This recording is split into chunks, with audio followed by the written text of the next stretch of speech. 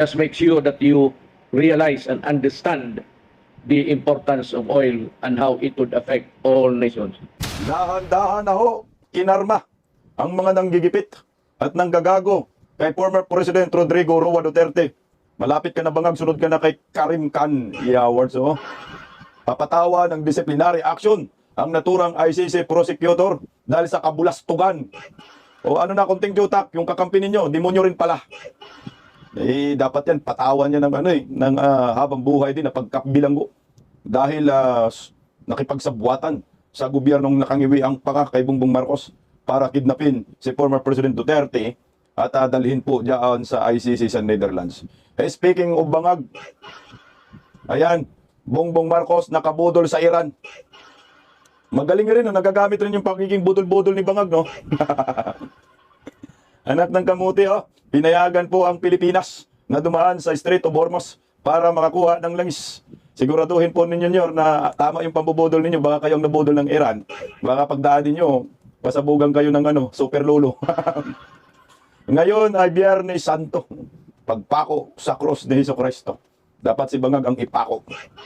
Magandang tanghali po sa ating lahat. Palike po muna, pa-share, pa-subscribe at pakipindot po ang inyong notification bell para lagi po kayong updated sa ating mga video.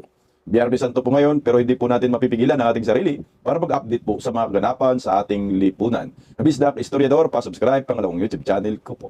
Habang nagbabakasyong grande kayo kung saan-saan, manood po muna kayo ng Bisdak Pilipinas, mga 45 minutes lang naman. Pagkatapos, ayan, swimming uli. Good news po ito mga kababayan ko, dahil tinamaan na po ng karma itong mga animal na kalbo na ito na si Karim Khan, ay papatawan na umano ng disciplinary action at tutuloy po ang proceedings laban po sa ICC prosecutor na ito. Anak ng kagwang, umuusig kay Tatay Digong pero tabla rin palang mga kriminal. Ito, pakinggan po natin ang balitang ito sariwang-sariwa. Inaprobahan na ng mga miyembro ng International Criminal Court or ICC ang pagsasagawa ng disciplinary proceedings laban kay Chief Prosecutor Karim Khan. Kaugnay po ito ng mga ulat na natanggap ng ICC na sangkot umano si Khan sa sexual assault. Sa isinagawang botohan, 15 bansa ang pumabor sa investigasyon habang may 2 nag-abstain at 4 ang tumutol. Ayon sa ulat ng mga investigador ng United Nations, may factual basis ang mga paratang at may mga saksi na sumusuporta sa reklamo. Si Khan ay isang tagasiyasat ng war crimes, crimes against humanity at genocide. Subalit tayo sa mga aligasyon ay pansamantalang naka-leave of absence habang dinidinig ng ICC ang mga nasabing paratang laban sa kanya. Mukhang may pag-asa tayo dito, no? So, ilang bansa po ang bumoto? I think 50 plus. I think na member states, 15 votes in favor, 2 abstain, and 4 vote against. So 15 state bumoto na dapat ay magkaroon ng proceedings para maparusahan po itong si Karim Khan. So may pag-asa tayo dito. So yung mga miyembro ng ICC, ng mga bansa, mukhang nakikita nila at nagiging patas din ho dito, no? So ano po ang relevance nito sa desisyon ng ICC, pamunuan ng ICC, sa kaso ni former President Duterte? So ito kasi si Karim Khan, ito yung chief prosecutor ng crimes against humanity na humawak din po sa kaso ni former President Duterte at nasuspending ako ito. Nakaliba itong animal na ito dahil po sa kaso. Ibig sabihin, wala po silang kredibilidad para usigin si former President Duterte. Lalo na po itong si Karim Khan. Dahil sila ay may mga sabit, no? So itong 15 na bansa, pwede po itong makatulong sa kaso ni former President Duterte, lalo na po sa ang pinag-uusapan ay yung human rights at karapatan ni Tatay Digong bilang isang senior citizen. Dahil ito po ang hiniling ng kampo ni former President Duterte na interim release dahil po sa kanyang kalusugan at sa kanyang edad na ho. So mukhang may pag-asa tayo dito, no? Ay itong 15 na ito kasi ang tinitingnan po nila dito, human rights ho talaga. So mukhang may pag-asa. At saka yung president naman ng ICC, I think, Japan. So medyo may liwanag po tayo. At pag ito ay naparusahan na si Karim Khan, panigurado, lamang na lamang po tayo. Good news po yan para po sa depensa ni former President Duterte. Kasi noon pa naman, di ba, mayroon pong petition sila na i-disqualify itong si Karim Khan bilang isang prosecutor at nangyari na nga ho ngayon. Ang mga pumalit, yung mga negra, saka yung mga puti na akala animal EI, minsan babae ang salita, minsan brusko naman, lalaki. Matindi po yun, sexual assault, yung akusasyon dito kay Karim Khan. Mukhang naliwanag tayo ng kunti.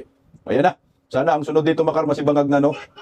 At ito mga kababayan ko, meron din palang proceedings na mangyayari dito kay Tatay Digong. Ang pinag-uusapan dito yung jurisdiction jurisdiction ng International Criminal Court sa kaso ni Tatay Digong. Meron nga bang jurisdiction? Ito, pakinggan po natin itong si Alvin Torresi. Maganda po may update. Mga kababayan, magandang araw po sa inyong lahat nasaan man kayo sa mundo. Latest update lang po sa kaso ni dating Pangulong Rodrigo Roa Duterte before the International Criminal Court. The appeals chamber already set the schedule for the reading of the decision with respect doon sa jurisdictional challenge na isinumite ng defense team led by Atty. Nicolas Kaufman ni dating Pangulong Rodrigo Roa Duterte. Presiding Judge Carranza will be reading the decision on the 22nd of April, alas 11 po ng umaga Central European Time or alas 5 po ng hapon sa Pilipinas. Ito po will be delivered in open court, which means na pwede po natin ito i-follow online through live streaming sa ICC website or other platforms. Papasahin po ni Presiding Judge Carranza ang desisyon and hopefully the decision will be favorable to the defense team of the former president. Huwag po natin kalimutang ipagdasal ang ating dating Pangulong Rodrigo Roa Duterte, ang defense team, at ang judge mismo ng appeals chamber na sana ang desisyon nila ay tama at naaayon sa batas. Hanggang sa dulo, huwag tayong bumitiw, ipaglaban na rin natin ito. Mabuhay po tayong lahat. Nako, ito po yung ano natin, hinihintay, no, na desisyon. Sana magkaroon po tayo ng pag-asa sa mga nag-aayuno ngayon, nagre-reflection. Holy Week, ipagdasal po natin si former President Duterte na sana pumanig po sa atin yung mga huwis dyan sa ICC. Ito po yung jurisdiction na po ng International Criminal Court sa kaso ni Tatay Digong. Kung ating pong natatandaan, 2017 po, nag-withdraw na po tayo dyan sa International Criminal Court. So, ibig sabihin, 2017, wala na pong jurisdiction itong ICC sa bansang ito. Kaso nga lang, ngayong 2025, no, medyo umusad po yung kaso dahil kay Bangag. At ito na po yung nangyayari. Grabe ang layo, no? 2017, 18, 19, 20, 21, 22, 23, 24, 25 po tayo. 8 years, no? 8 years. 8 years na ho. Nag-withdraw na po tayo. 8 years ago. Pero ginago si Tatay Digong, kinidnap at binigay ni Bangag dyan sa International Criminal Court. Puta kalapastangan po talaga itong ginawa ho eh. Sana yung 15 rin na bumoto against kay Karim Khan, ay yung bansang ito ay sana man lang suportahan po natin ang former President Duterte. Kami po ay nakikiusap po sa inyo. Kasi pag sinabi po ng huwis, ng judge po dyan sa International Criminal Court, na wala pong jurisdiction ang International Criminal Court kay Duterte dahil 2017 ay nag-withdraw na po ang Pilipinas sa naturang organisasyon. Panigurado po, uwi agad si Tatay Digong sa ating bansa. Iyan na po ang ating pag-asa dyan.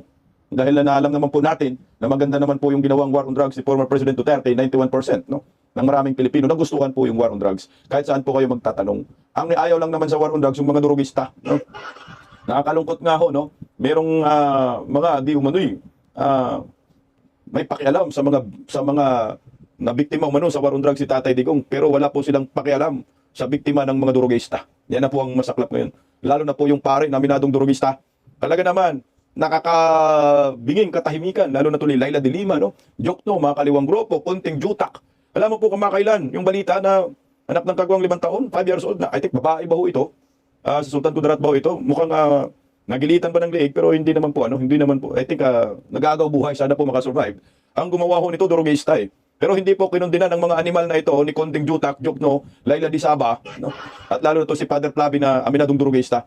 Pakinggan natin muna itong banat na isang DDS kasi may sense yung sinabi niyo. Ayaw ko lang i-play yung video ng bata na alam mo yung nasa ospital, pinilit po ng I think nurse or doctor ba yon na ituro, no? Yung taong gumawa sa kanya ng karumal-dumal na krimen. Itinuro ho eh. Kaya kawawa po yung ama. O ito, pakinggan natin yung rant ng DDS na ito. Oh, ano na? Just because hindi addict yung nabiktima? Hindi na kayo sisigaw ng hustisya? Akala ko ba justice is for everybody? Eh, paano yung 5 years old na innocent bata? Butas ang tiyan, laslas ang leeg, bugbog sarado. Critical lang kondisyon na nasa ospital. Wala kayong say? Tahimik lang kayo? Di ba lakas yung mag-advocate ng protect the innocent? Asa yung protect the innocent? Protect the innocent.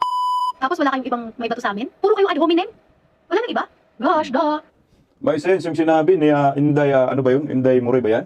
Alam mo, itong mga taong ito, human rights advocates, no? Pag durugista ang maipit, okay sa kanila, sisigaw po sila ng karapatan. Ipaglaban, no? Protektahan ang karapatan ng mga animal, ng mga durugista. Magrarally pa ang mga animal, eh. Pero ito, biktima po ng adik, wala po silang pakialam. 5 years old po, kawawa ho, eh. Alam ko na panood ho ninyo ito. Pero hindi ko po ipi-play yung video. May video po ako. Kaso nga lang, baka magpula yung channel ho natin, eh. Talagang nandun sa ospital yung bata, eh. Ewan ko lang po kung nakasurvive. Tangina, laslas nga, eh. Ganun ho katindi, oh. Ito po yung epekto ng Paul Bulong. Nasaan kayo? Laila de Lima. Nasaan kayo? Reza Hontiveros. Nasaan kayo? Mga kongresista, mga inayupak sa Quadcom. Putangay na ninyo. Sarap ninyo pagmumurahin. Ito, mga biktima na ho talaga ito ng drogista. Wala man pong sumigaw sa inyo ng hustisya para sa mga batang ito. Para sa ikadakip ng mga drogistang ito. Pero itong si Father Flavi, ayan, paan ng mga drogista, hinalikan pa. Ang inumin, oh. Ayan, Father Flavi Villanueva naghugas at tumalik ng paa. Ganong katindi, no? Hinalikan pa ninyo yung mga paa ng mga drogista. Mga biktima daw yan ng AJK. Ayan na, utangin ni mo nyo. Halikan nyo. Pati siguro pwit ni Dayon yun, halikan niya yan eh. Mga hipokrito. Hindi po kayo, karapat dapat pakinggan sa inyong mga humili. Saan bang simbahan to na makapunta batuhin ng durian, no? Habang nagsasalita, adik nagsasalita. So ano ng adik? Protektor ng mga adik nagsasalita. No? Okay, sana po ay magtagumpay ang laban ni former President Rodrigo Roa Duterte dahil ang laban po niya ay laban po nating mga Pilipino. Dasal po tayo. Napapaanig po na naman sa atin yung yung kalangitan, no? Kahit taasan. Dahil 'di ba kamakailan puro denied yung mga ng defense team ni former President Duterte, mga motion. Sana po sa April 22, igawad na po kay former President Duterte ang kanyang kalayaan. Marami na pong nangungulila, marami na pong umiiyak at nadudurog ang puso. At pag nagkataon yan, sasabihin ng ICC na walang jurisdiction, sila kay Tatay Digong, itong si Bongbong Marcos, dapat patawan po ito ng parusang kamatayan dito sa Philippine Court. At pag naging presidente si Inday Sara, yan po ang una niyang ibalik. Kayo, mga kasabwat at nagtraidor sa bayan. Punta tayo dito sa issue ng langis. Nakabudol si Bangag eh. No? Nakabudol si Bongbong Marcos sa Iran at pinayagan po ang Pilipinas ng Iran na dumaan dyan sa Strait of Hormuz. Putang ina, gamit rin yung pambubudol, no? Pero bago po yan, mga kabisdak, alam mo po yung nangyayari ngayon na crisis sa langis. 2022 pa pala yan, bago si Tatay Digong bumaba sa pwesto matapos yung termino niya. Pinapredict na pala niya na magkaroon ng increase ng langis halos araw-araw. At ito po yung nangyayari sa atin. Bilib talaga ako kay Duterte na hindi rin naman ito sineryoso ni Bangag. Siyempre, lutang si Bangag, wala tayong magawa dyan. Pero nabibiliban na ako dito kay Tatay Digong kasi yung lumalabas sa kanyang mga bunga, yung prediction, nangyayari. Pati nga ho yung pagkakulong niya ngayon, pagkidnap sa kanya sa Aday, na-predict din niya ho yan. Pero ito rin sa langis na-predict ni Tatay Digong. Pakinggan natin yung kalupati ni Tatay Digong sa ito. O sa totoo lang, ma'am, itong nangyayari ngayon sa Ukraine, pati, it's oil. Sinabi ko na sa inyo at the beginning, hindi ko lang sinabi yung repercussions. But kasi ma'am, sabi yan sa inyo, she's an economist, yung export pati import natin talagang madaril dyan. And for as long as we are dependent on the fossil oil, tataas yan. I think that the war in Europe will be one of attrition. Pagka attrition, araw-araw, walang hinto na yan increase. I'd like to make a warning to itong mga association ng transport or everything. That is not the end. Every time that you complain and go into a demonstration, just make sure that you realize and understand the importance of oil and how it would affect all nations. Talagang magdaan tayo ng hirap. Kaya nagpasalamat ako sa Diyos na magtapos na ako, bilisan na lang niya ang mga araw kasi kawa-kawa talaga itong susunod, tignan niya. Hindi ito na yung, hindi, every day, the prices will increase and increase and increase until we can have a stable situation, the whole, lahat ng countries dito sa Pilipinas makarecover. Tayo, hindi, yung nakikita ninyong increases ngayon, wala yan. Tignan ninyo, as the days go by, tapos oil becomes a weapon of choice for nations. Russia, nandyan siya, but I really do not know how it would affect. Hindi man ako masyadong dyan. Pero tinitignan ko lang yung oil at yung gera ngayon, it will not end. It's an attrition. Yung patagalan na shooting each other. Wala tayong choice because the other alternative, would be, if you want to finish it, you just push the button there for a nuclear war, and that will be the end of our worries. At sabihin ko, by that time, hindi na kayo mag-demonstrate dyan, kayong mga association, mga drivers, operators. Yan. Pag nuclear na, wala na tayong pag-usapan. Wala na tayong i-import. Pati, bakit man kayo tapos naman lahat. Pagbagsak niyang nuclear, one for each country, the Philippines will not be an exemption if war really breaks out.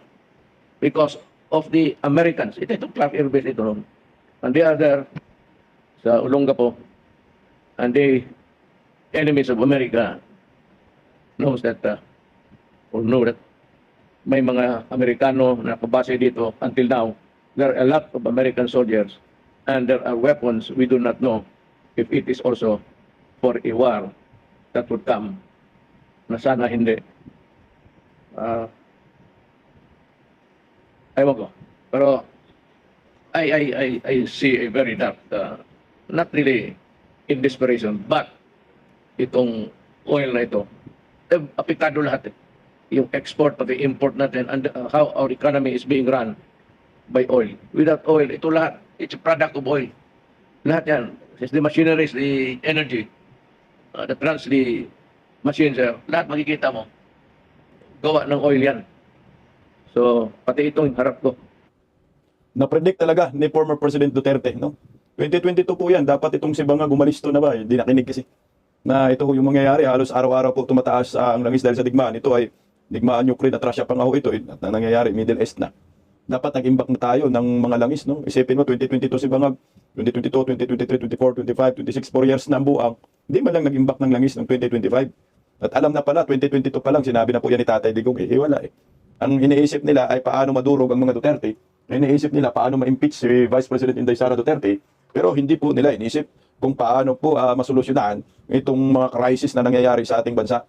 Tama ka talaga si Tatay Digong na mag-increase ang langis araw-araw. So doon pa lang dapat nakagawa ka na ng solusyon. Dapat nag-stocks na tayo ng 1 taon or 2 taong stocks. Gumawa na po tayo ng mga imbaka ng langis. Import na po tayo. Eh ang problema nga, itong si Bangag na busy sa paglilimas sa kaban ng bayan, mali-malitang pera, nililimas. Ito na ho ang resulta ngayon. Kanya-kanyang kawat. Hindi nakapokus sa ekonomiya, nakapokus sa mga Duterte kung paano mapabagsak. Grabe, ang tindi ng utak ni Tatay Digong na-predict niya. Oh, heto, marami na po tayong kasi tayo siyempre, nag-criticize tayo dito kay Bangag maghanap pa ng paraan para masolusyonan yung problema sa langis. Makipag-usap ka sa China, makipag-usap ka sa Russia. O ito, matindi, nakabudol si Bangag. Si Bangag ba nakabudol o tayo nabudol? Pinagbigyan kasi ilang bansa po ang pwedeng dumaan lang po dyan sa Strait of Hormuz. I think 4 nga lang ho yata eh. Russia, India, China, yan, pwedeng dumaan dyan. Iwan ko yung ibang bansa. At ito Pilipinas, pinagbigyan ho tayo. Ang galing talaga ni Bangag. Pero siyempre hindi si Bangag makipag-usap dyan. Siyempre ambasador ng Pilipinas dyan sa Iran. Kasi si Bangag, pag si Bangag makipag-usap, hindi maintindihan ng Iran, baka pakainin pa yun ng super lolo, masabog yung mukha dyan. Narito po ang balitang ito. Good news pa ito para sa ating mga Pilipino. Ayan, pakinggan natin ang balitang ito. Nakabudol eh. At sa kapapasok lamang na balita, papayagan ng Iran ang ligtas, tuloy-tuloy at mabilis sa pagdaan ng mga barkong may bandila ng Pilipinas sa Strait of Hormuz. Kasunod dito ng pag-uusap ni Department of Foreign Affairs Secretary Maria Teresa Lazaro at Iranian Foreign Minister Sayed Abbas Araghchi. At po sa pahayag, bukod sa ligtas sa pagdaan ng mga barkong may bandila ng Pilipinas, ay tiniyak na rin ang kaligtasan ng mga Pilipinong marino na dadaan sa nasabing ruta. Paniwanag ni Lazaro, mahalaga ang kasundong ito para sa Pilipinas, lalo na sa seguridad ng mga seafarer at sa tuloy-tuloy na supply ng enerhiya sa bansa. Pinag-usapan din ng dalawang opisyal ang pagpapalakas ng bilateral cooperation ng dalawang bansa. Patay ka Bangag ni Donald Trump. Ayun pala, DFA pala ho ang nakipag-usap dito sa minister ng Iran. Tama ho yan, goods po yan. Yan ang problema natin, langis talaga. Dapat noon pa, yung umpisa pa lang nakipag-usap na kayo. Hindi ho sana tayo kasama sa crisis. Pero ano pong magic ginawa ni Bangag dito? Budol na budol ba rin Iran? Nabudol ba? Pero good news Ayan, ano bang kapalit nito? Tangina, baka isang buong Pilipinas kapalit Kasi hindi po pwedeng basta lang papayag yung Iran na padaarin tayo dyan sa Strait of Hormuz. Kung walang kapalit, dapat nagiging transparent din po itong DFA. Kasi malay natin, bininta na pala tayo, animal, bininta na pala yung Luzon. Kapalit dumaan. Meron tawag dyan na parang toll gate, no? Merong toll gate dyan, pag dumaan ka, magbayad ka. So, magkano yung kapalit nito? At sino? Pwede si Lisa na lang kapalit. Si Sandro. Okay.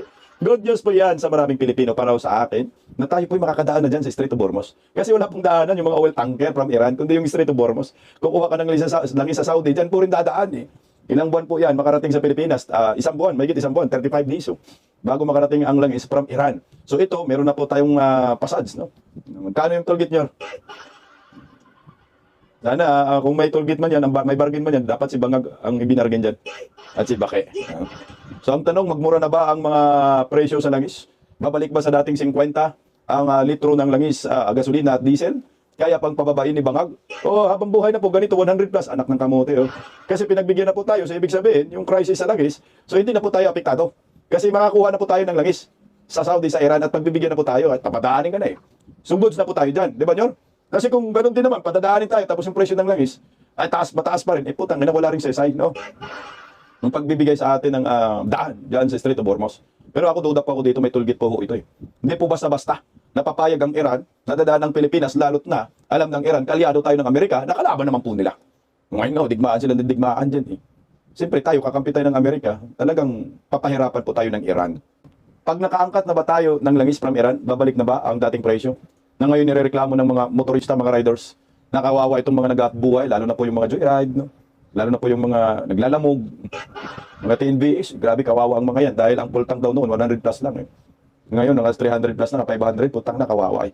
Kaya pakinggan po natin itong mga riders sa kanilang mga hinanaing dito sa gobyernong nakangiwi ang panga. Narito po. Sir, anong masasabi mo sa pagtaas ng presyo ng gasolina ng 12 pesos ng araw? Masakit yan sir sa bulsa. Kaya dati, 54 lang isang litro. Oras po yan. 110 na yata may hit. O, 130. Unleaded lang yan, yung pula. Mas mataas pa yung pula eh. Wala na kaming kikitaan yan sir. So, apektahan ko lang kayo sir sa nangyaring pagtaas ng gasolina. Oo, kasi yung isang dang ko dati, 3 bar na to. Ngayon, wala na. Isang bar na lang. Ngayon, wala na. Ubus na yun. Full tank Nakakatigas tayo, na lang. 100 plus. Ay, dapat ano, ibaba na nila yung gas. Balik nila ulit sa 50 may hit. Kasi wala rin yan eh. Puro kam-kam lang yung ano nila sa ginagawa dito sa tao eh. Sila lang yung mayaman. Paano naman tayo? Di ba? Anong masasabi mo na tumaas naman yung gasolina ngayon, 12 pesos? Dapat na sila gumingin sa pamamaneho para maramdaman ng gobyerno. Dapat yan lahat ng mga buwabiyahe ng ganito, tigil pa sa lahat Hindi na para sa gobyerno, para mahirapan ng gobyerno. Kasi ang nangyayari, pag pinala mo sa gobyerno, pinagahanda ng gobyerno Kung hindi pa para sa gobyerno, dumatutuloy yung utak nila may ginawa ng mga driver. Sir, panawagan niyo sa gobyerno. Lalo, Mr. President Bongbong Marcos, huwag kang masyadong magpapadala sa mga negosyante. Lagi natin istak na gas, biglang nagtakas na, bigla-bigla. Pag nagpapa, talagang baba lang, 20 centavos, 40. Pag nagtakas katulad ito ngayon, laki ng bigla, 10. Babawal naman kami sa amin. Nagbaboundary kami. Tumaas yung gasolina. Ano ba? Honest answer o ano? Yung nakakalungkot eh. Nabawas sa kita ko 200. So 7 days ako bumabiyahe. So meaning to say, sabihin natin 30 days o 29. Malaki ang nawawala sa akin. Imbis na pandagdag na lang sa panggastos sa bahay namin napupunta sa gasolina. So wala naman tayong magagawa kundi magpatuloy. Sir, ano pong panawagan niyo sa gobyerno? Sana gawa nila ng paraan kung ano yung pinaka-the best para sa mamayang Pilipino. Kasi talagang ramdam yan Ramdam na ramdam talaga, lalo na sa katulad ko. Dahil ako, 14 hours to 12 hours ako nagdadrive ng motor. Ngayon, yung 300 ko, 3 liters na lang. So dati, yung 300 ko, 6 liters yun. Kaya medyo malaking adjustment. Mahirap po para sa amin ng ganyan. Katulad halimbawa po sa tricycle. Magkano na lang din naman po ang kinikita namin sa tricycle. May mga pinag-aaral pa po kami ng mga estudyante. Ang bigas ngayon, magkano na rin. Lalo-lalo na yung gas. Ang gas, 1.5 na. Hindi nga rin namin alam kung paano namin pagkakasya yung ating kinikita Kaya nangyayari nito, nagdo-double purpose na lang kami. Sir, ano masasabi mo na tumaas naman yung gasolina? Grabe, wala kang kita na. Kita namin, dalon-dalon na sa araw. Nauulas gasolina. Ang iba naman, operator na saka gasolinahan. Kami wala. Pagod ng 18 hours, trabaho. Panawagan niyo sa gobyerno. Babasa na yung presyo ng gasolina. Ano masasabi mo na tumaas naman yung gasolina ngayon, 12 pesos yung itinaas sa gasolina? Wala na sir, hindi na makapagbiyahe ng buwan. Lalo na ngayon, walang trabaho. Lahanap pa lang ng trabaho. Kasi magkano lang yung araw, 700 lang yung araw. Tapos yung full tank nasa 400, magkano na lang natira sa'yo? Dati 100, pagkain pa, bayad pa ng bahay. 100 na lang. Paano na yung anak mo, mag-aaral pa? Ano pong panawagan niyo ngayon sa gobyerno? Dapat, yung sana, ibaba nila yung gas para yung mga tao may matira pa sa pamilya. Dapat, sir, dapat hindi na nila patasan. Sir, ano pong masasabi niyo sa pagtaas ng gasolina ngayon, 12 pesos naman yung itinaas nila? Pasakit na naman sa mga delivery. Siyempre, tataas na naman gasolina. Yung gasolina ngayon, 90, 96. Kung 12 na naman, di magiging 100 plus na. Hindi yung kita namin, mababawasan na naman. Sana, mabago na yung presyo. Sana bumaba naman kahit paano. Kasi mahirap din sa mga delivery na ang tumal-tumal lang. Tapos, ganyan, pagtaas pa ng gasolina, wala nang nauwi sa pamilya. Sir, ano pong panawagan niyo sa gobyerno? Sana makahanap sila ng solusyon para bumaba yung presyo ng gasolina. Crudo. Kasi kawawa naman yung mga jeepney driver at mga delivery rider gaya namin na buti na nga lang kinikita, tataas yung mga gasolina. Kaya sana, yun ang panawagan namin na sana bumaba na yung mga presyo ng gasolina. Tumaas na naman yung gasolina, ano masasabi mo sir? Mahirap na nga sir ang mga driver Dahil sa taas ng gasolina Piktado na sir, wala na nga akong naiuwi Sir, ano pong panawagan niyo sa gobyerno? Sana po, maksyonan nila para hindi na lahat po na po sa hirap. Sir, tumaas na naman po yung gasolina, ano masasabi mo sir? Sa kanya, ano mo gagawa lang, kung talaga, hindi mo tatakbo sa akin, kulang, tiis na lang, talaga gano'n. Para sa uli ko ng taxi bukas, dahil hindi lang, uwi na lang ako sa amin sa magpagyan. Ano pong panawagan niyo sa gobyerno? Ano naisip na nila, yun na rin. Yun na rin para sa akin. Kasi wala naman akong magawa, pag ginusto ko na, sabi ko sa kanila, dapat bawasan na nila, ibalik ko sa dati. Wala mo na siguro para may balik sa dati yung 50 yung gasolina sa ngayon. Ewan ko lang kung may babalik yun, Ang tanong kung kailan. Yun lang yung para sa akin. Grabe, kawawa ang mga driver. Parang sasabihin, taste-taste na lang. Pero hindi pwedeng taste-taste. Kailangan lumaban tayo. Patuloy pa natin. Ano mo masasabi mo ngayon na tumaas na naman yung gasolina ng 12 pesos? Sa diesel, wala naman tayo magagawa. Ganun talaga. Yan, walang magawa. Oo naman. Kasi may bumabiyahe din kami grabe. Diesel din ang gamit. Ngayon, hindi na siya bumabiyahe dahil wala na Sir, anong panawagan mo sa gobyerno? Para sa akin, tanggalin mo na yung tax sa gas. Para kahit paano, medyo bumaba ng konti. Kasi sa gasolina, wala naman tayong magagawa dun. Lalo ba kapitado yung pagtaas ng gasolina ngayong araw, sir? Kasi umabot po sa 12 pesos po yung pagtaas ng gasolina ngayong araw. Sa inyo po, ano po yung masasabi ko, sir? Mahirap, lalo na sa mga commuters. Lalo din sa mga drivers, kasi hindi pa nag-i-increase yung iba eh. Lalo sa mga jeep, 13 pa rin yung minimum nila. Sir, apektado rin kayo sa ano, sir, sa mga bilihin. Oo, kasi nag-akyatan na yung mga bilihin eh. Sir, ano na, sir, ano yung panawagan niyo sa akin? Baka may mga katulong kayo. Sana bigyan nila ng ayuda yung mga mamamayan para kahit paano ay mabawas-bawasan yung hirap na pagtaas ng mga bilihin. Apektado lahat pag gasolina, yung petroleum yung nagtaas. Sir, tumaas na naman yung gasolina. Anong masasabi mo? Wala po tayong magagawa rin sir eh. Yun ang ano eh, yung gobyerno. Ang buong bansa po eh, apektado po. Sir, panawagan niyo po sa gobyerno na Wala namang maging panawagan sir eh. Wala tayong magagawa sir, ganun. Tayo nakawawa ng Taas na po Pilipino. yung sahod ng mga ano, ng mga Ganun manggagawa. panawagan. Tapos, yun lang kasi hindi naman pwedeng ibaba eh. Yun lang po, sumunod-sunod na lang po tayo sa batas. Sir, anong masasabi mo na tumaas na naman yung gasolina ngayon? Wala, hirap din. Tulad ngayon, pasada pa namin, walang matumal din ang pasada ngayon. Wala rin ang pasahero.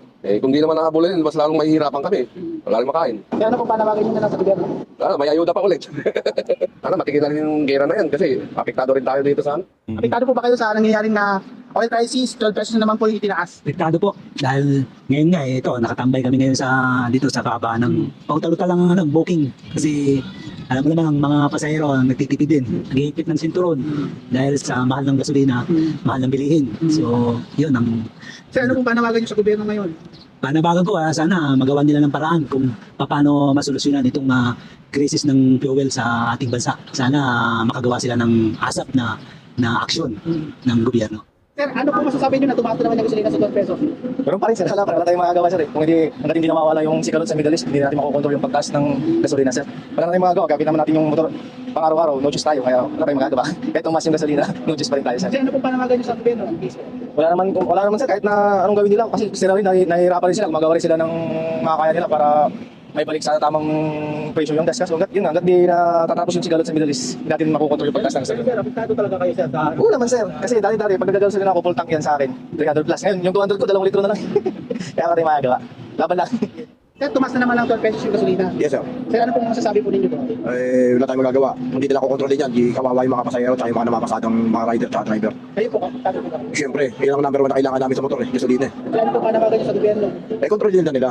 Di ba, pinagbigay sila ng ano na ang sabi ni BBBM eh, hanggang 5 buwan pa ang pondo natin. Bakit 2 linggo pa lang sobrang nataas? Kontrolin nila. Kawawa yung mga mamayang Pilipino. Sir, bilang po. Sir, ano masasabi mo na tumaas na naman yung gasolina? Magkano ba gasolina ngayon? Yung Sana 130. 130? Grabe. Sakit. Masakit talaga. Mahal talaga gasolina. Sakit. Sir, ano pong panawagan niyo sa gobyerno? Pwede niyo isabi? Tigil ang gera. Tigil ang gera. Sir, dahil tumaas na naman yung gasolina ngayon, gano'n sa ating sabi sa'yo? Sobrang malaki. Nabawasan yung kita namin. Talagang sa gasolina na lang napupunta. Ang nabibigay ko lang dati, 1,000 yan. Nasa 500 to 400 na lang na ano. So, totoo man yung sinasabi sir na oil crisis na talaga ngayon. Oil crisis na talaga. Hindi ako sang-ayon dun sa mga ibang na-interview ng mga driver. Sabi nila wala tayong magagawa. Sumunod na lang tayo sa kung ano ang agos ng gobyerno. Mali ho kayo dyan. May magagawa ho tayong mga Pilipino. Dapat tumutol tayo sa ginawa ng gobyerno na walang habas na pagtaas ng presyo ng mga langis na ginagawa nilang nangunguyakoy lang sila eh. Tutulan natin yung pagiging tuta ni Bangang sa mga oligarkiya. Yun po ang ating mga magagawa. Dahil sa totoo lang, hindi po kailangan magtaas ng presyo ng langis sa mga panahong ito. Bakit nagawa ni Tatay Digong yan? Price freeze. Doon sa panahon niya, nagkaroon pa ng digmaan, mayroon pang pandemya. Pero sa panahon ni Bangang, gira lang, walang pandemya. Hindi niya nga na-freeze yung presyo at ginawaran pa siya ng state of energy emergency. May nagawa siya? Wala. Kaya may magagawa tayo. Dapat tutulan natin yung mga ginawang marka demonyo